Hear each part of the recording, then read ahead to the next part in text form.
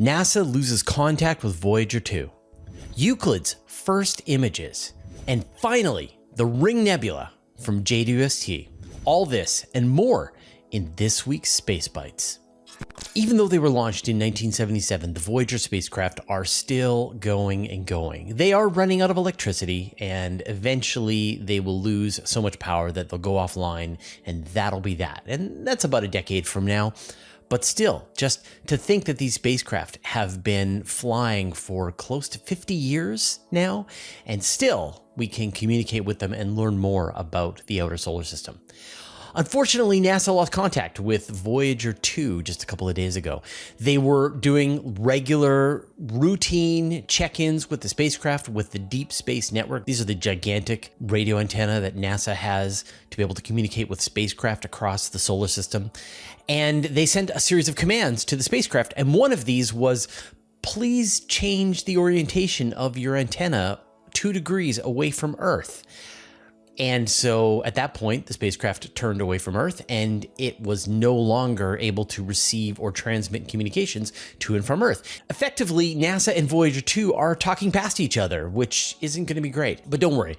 In mid-October, the spacecraft will reset itself and point back at where it believes Earth to be.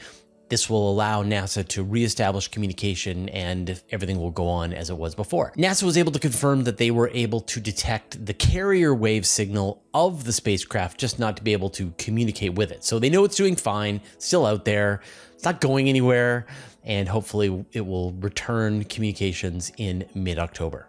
And everything is fine with Voyager 1. So, there's some redundancy out there. Room temperature superconductor? Question mark, question mark? If you've been looking at the internet or the news in any way, of course, you've caught wind of this new claim of a room temperature superconductor.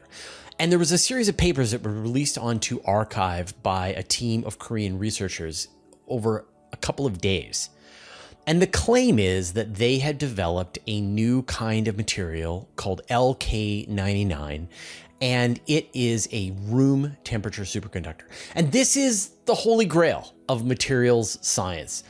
We know that superconductors allows electricity to move through material without any resistance. And the repercussions of this are far-reaching, that anything that has like electricity or uses magnetism will benefit from this technology. It is an enormous claim, and if it's true, it's Nobel Prizes all around. But the proper stance when anyone makes a new claim is to be skeptical, to wait for evidence. And this is one of the most beautiful examples of science happening in real time that I've ever seen. According to the papers, LK99 should be relatively possible to recreate with anyone with a proper materials lab. And in fact, we saw it on Twitter, on YouTube, on Twitch. People were attempting to recreate the material in real time. They were ordering the ingredients, they were configuring their apparatus, and they were trying to replicate the results. Now, we're still just a few days into this, and we have seen a couple of people claim partial success. I know a team of Chinese researchers were able to achieve superconductivity at 100 Kelvin, which is not room temperature. That's very cold. And so we're not yet at this absolute slam dunk, yes, we did it, this is a room temperature superconductor. We are in this process where people are verifying whether or not this exists. And compare this to the UAP testimony that we had last week, where you had eyewitnesses give testimony of unidentified phenomena that they had seen, but there was no way to confirm it, no way to learn any more about it. Imagine if the Navy, Air Force had delivered all of the radar instrumentation to researchers. They were able to run their own calculations. Imagine if these biological samples were delivered to astrobiologists and other researchers. Imagine if the materials of the spacecraft were released to researchers around the world and they were able to confirm and double check. That's what evidence looks like.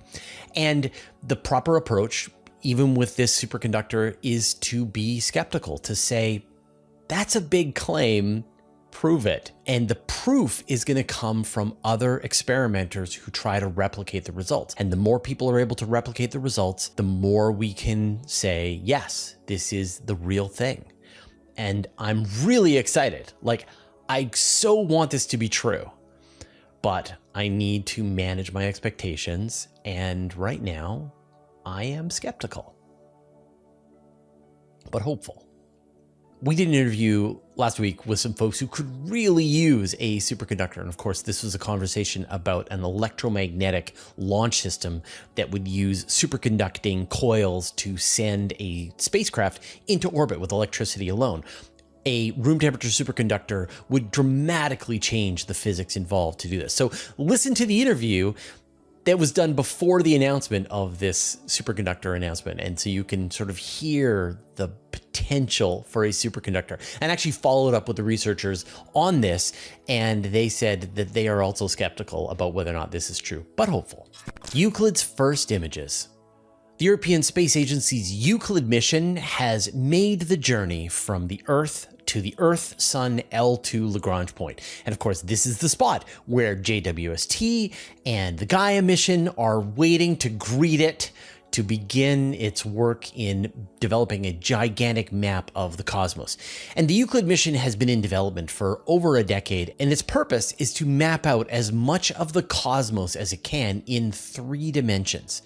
And we got the first new images from Euclid this week to showcase the 2 instruments that it's going to be using to do this job. So the first is called the visible instrument, and this takes pictures in the visible spectrum, and it will allow astronomers to measure the shape of galaxies, see their spiral shape, be able to see giant elliptical galaxies, but also be able to measure the shape of distortions from the gravitationally lensing effect of dark matter. And this will allow astronomers to map out which galaxies are being affected by dark matter and by how much. The second image shows you the results from the near-infrared spectrometer and photometer. This instrument will allow astronomers to measure the color, the chemical composition, the brightness of galaxies. And this will let them figure out how far away these galaxies are from Earth. And so from these 2 instruments, astronomers will be able to develop this 3-dimensional map that will go as far back to 10 billion years of light travel time. And so it will map out a sphere of the universe where the light has taken 10 billion years to reach us. That's almost the entire observable universe. And from this map, astronomers will be able to measure the effect of dark matter and dark energy over time. The observations from Euclid are going to be revolutionary. They will hammer down the constraints of dark matter and dark energy better than any telescope has ever done before. And when you match up its observations with the upcoming Nancy Grace Roman telescope, which will sort of do overlapping jobs, as well as the upcoming Vera Rubin Observatory here on Earth, the 3 telescopes working together will give us just a really comprehensive understanding of at least what the effects are. We might still not know what is dark matter and dark energy, but we will have it measured down to the finest amount. Is an Easter egg? Do we have to mention Vera Rubin in every episode, in everything that we do? I believe the answer is yes. I think we do. Every week, we do a vote, so you can tell us which of the stories you were most excited about. And last week, the winning story was that NASA and DARPA are working on a nuclear rocket that they're going to be testing in space. I sound like a broken record. I totally agree. It's an amazing story. And I think we really need a test of a nuclear rocket in space. Now, we put up this poll after every episode of Space Bites, so you should see this show up in your feed. But if you don't see it in your feed, then you should be subscribed to the channel. Aren't you subscribed to this channel? Do you watch this every week and you're not subscribed? Subscribe. It's the right thing to do.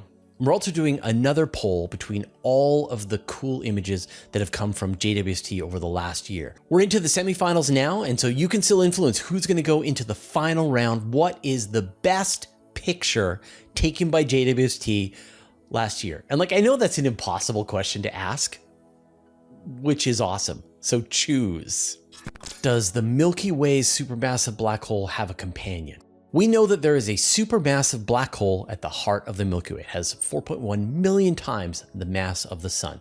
And astronomers have found supermassive black holes like this at the hearts of most galaxies out there. And some galaxies have multiple supermassive black holes that are due for a merger.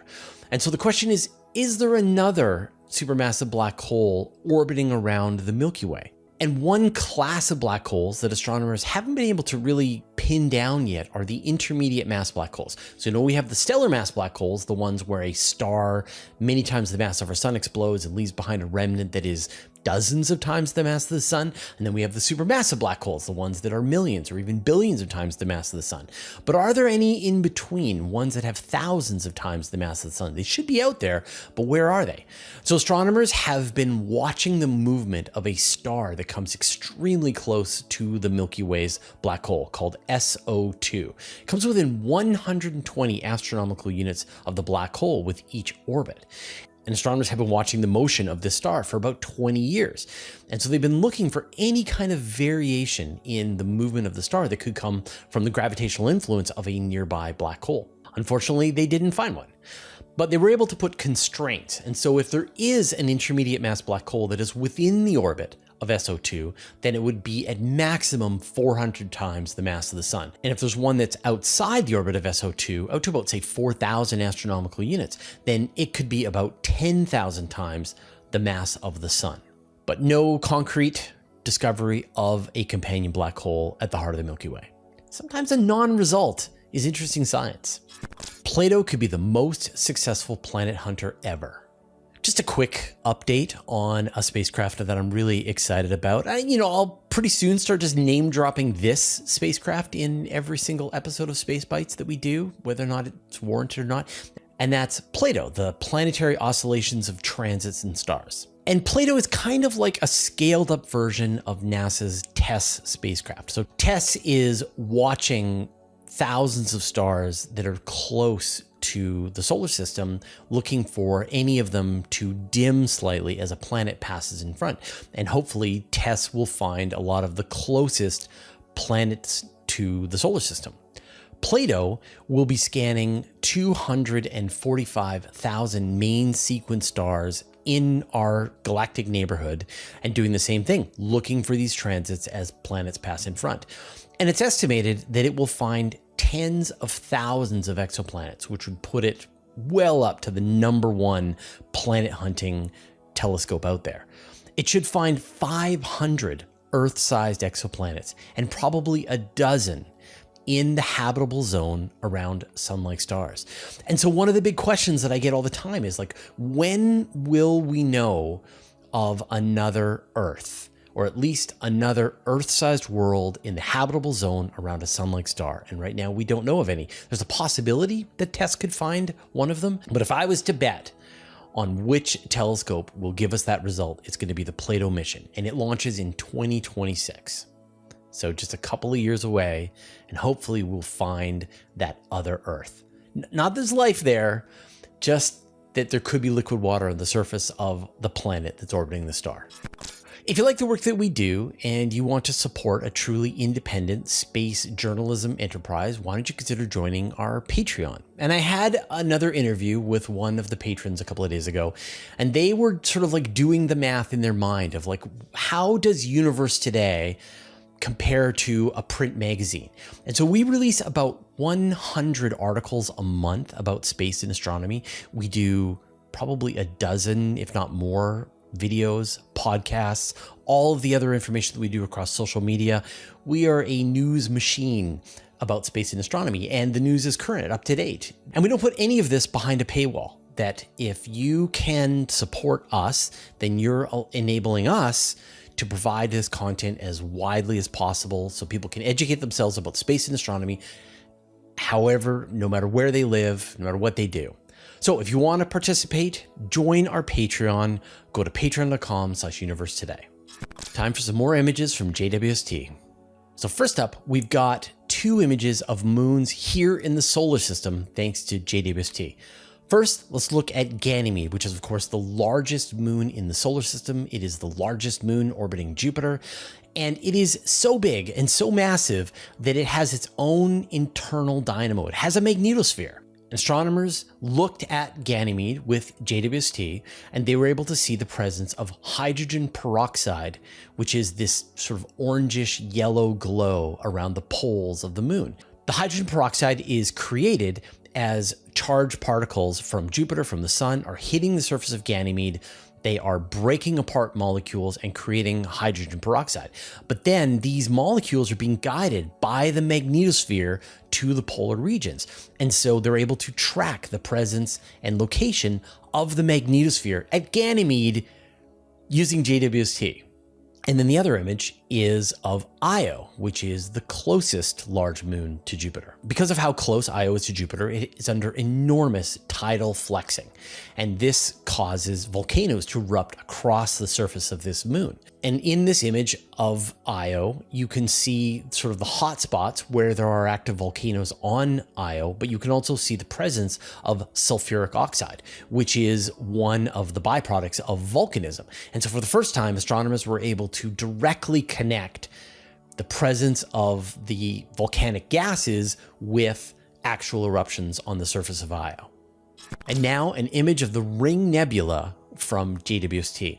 The Ring Nebula is really special to me because when I first bought a telescope when I was like 14 years old, and it was during the summer, and there were a bunch of objects in the sky that I was able to point my little telescope at. And one of these was the Ring Nebula, and it was very easy to find in the sky. Once you know where the constellation of Lyra is, it's between two stars. It's very easy to find. And yet it looks like this dusty little ring, like nothing else that you see in the sky. And so I always love to see pictures of the Ring Nebula. And this is an image of the Ring Nebula taken by JWST, which is one of the most powerful telescopes ever built. And it's a little better than what I could see with my own eyes. And the Ring Nebula is an example of a planetary nebula. This is when a star, kind of like the sun, dies, puffs out its outer layers, and then collapses down into a white dwarf. You can see the outer layers that were puffed out by the star as it died, and they've bunched up and create all of these folds and ripples of nebulosity around the central star. And then you can see the central region, which has this green color, which if you take a picture, you can see this green color. You don't see it with your eyes, unless it's like a really powerful telescope. I've seen it once with my eyes. And you can see these striations of color and as different densities of nebula material are around the central star. And this is actually just with one of the instruments. The researchers said they've got another version of the Ring Nebula coming out shortly where they're going to use MIRI. So we'll see another version of the Ring Nebula shortly. And finally, a test of the Mars Sample Return mission's rockets. So NASA released a video this week showing two tests that they're doing for the Mars Sample Return mission. This is the system that's going to land on the surface of Mars and wait for Perseverance to deliver all of the samples that it's been collecting. They're going to hand over all the samples. They're going to be put into a return rocket. Then the rocket is going to be catapulted into the air, and it's going to fire its first stage solid rocket motor. It's going to fly up into high altitude. It's going to fire its second solid rocket motor, and then it's going to meet with a return spacecraft, and it's going to send these samples back home to Earth. So NASA showed us some tests of the two solid rocket motors. The first one, for the first stage, they tested it in a vacuum chamber, and so you can't hear anything. This rocket is completely silent. And in the second one, you're seeing the upper stage. And in this, they didn't test it in a vacuum chamber. And so you do hear it. And they also spun the rocket up to 200 revolutions per minute, which is the kind of forces that a rocket might experience as it's flying through the atmosphere of Mars. Now, both were tested at -20 Celsius, which is the kind of temperatures you would experience on Mars. And so it's just another concrete example that NASA is continuing to develop the Mars Sample Return mission, even though the budgets are getting larger and we're not entirely sure what the future holds for this mission. I'm going to talk about the Mars Sample Return mission some more. Does it really make sense to send a robotic mission when humans are going to be going to Mars? But first, I'd like to thank our patrons.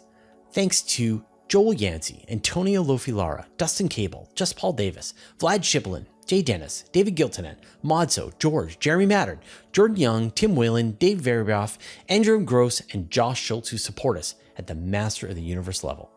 After we posted the story to Universe Today, I got someone commenting to me, what is the point of sending a Mars sample return mission that could cost $8+ billion when humans are going to be going to Mars relatively soon? And first, we don't know if and when humans are going to be going to Mars. Like, I know SpaceX is working on the Starship and it should make landings on Mars a piece of cake. And NASA also has its own plans for going to Mars at some point in the 2030s or maybe 2040s. But things take longer than we expect, and we might be waiting until the 2050s or maybe the 2060s before humans actually go to Mars. Like, I know you don't want to hear that, but prepare yourself emotionally for it to be a long time for humans to actually go to Mars. It's expensive, it's complicated, it's dangerous. There's a lot of stuff to be developed. But when they go, they're going to need to return. They're going to need a sample return mission, except instead of samples, it's people, a people return mission. And so all of the technology that's being developed for the sample return mission to bring these precious samples of Mars back home will also be extremely useful for developing the methods to bring humans back home from Mars. So this won't be wasted technology. Researchers will be able to get their hands on chunks of Mars that they can study in the most powerful laboratories ever devised, and we will get some really solid answers about what happened on Mars over the billions of years of its history.